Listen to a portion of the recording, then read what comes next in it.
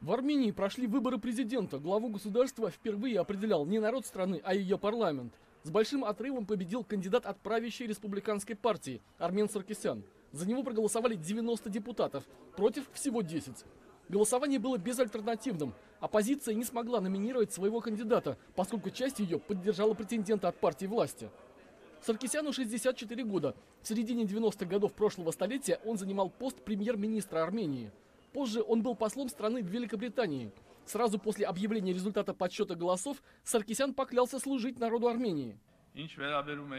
Свой многолетний опыт, знания и всю энергию я направлю на выполнение обязанностей президента Армении, на служение нашей республике и ее народу. Безусловно, я полагаюсь на вашу поддержку и участие в будущих победах ради граждан Армении. Проведение выборов в новом формате стало завершающим этапом конституционной реформы по трансформации Армении в парламентскую республику.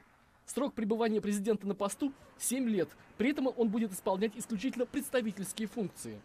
Армен Саркисян вступит в должность 9 апреля. Его предшественник Серж Саргсян, как считают представители оппозиции, вероятнее всего займет пост премьер-министра и сохранит власть в стране в своих руках.